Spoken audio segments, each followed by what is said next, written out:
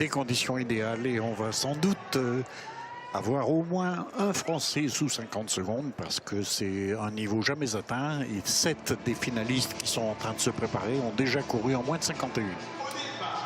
7 des finalistes qui ont couru en moins de 51. Vous voyez la start list de cette finale qui est sur votre écran. Avec athlée 91, Antonin Laurence, 50-72 son record. Voilà, ils sont partis. Les deux couloirs 4 et 5 qui vont partir en 20 foulées à la première haie pour passer en 13. C'est Simon Deschamps pardon, qui est parti le plus vite. Simon Deschamps bien parti effectivement. Simon Deschamps avec le maillot rouge, vous voyez, qui a refait une partie du décalage.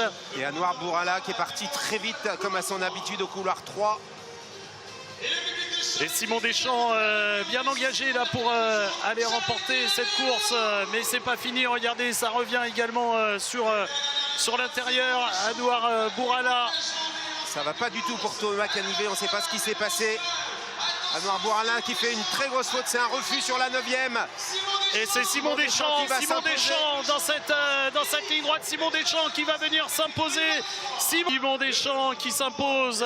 Attention au chrono, 49-80 pour Simon Deschamps. La meilleure performance française pour le tout nouveau champion de France U23, Simon Deschamps.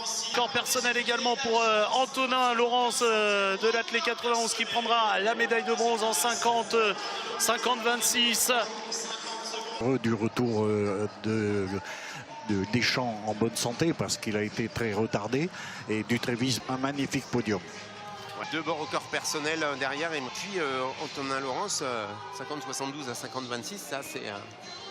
Il bat son record à chaque course. Il a été blessé toute l'année dernière en 2025.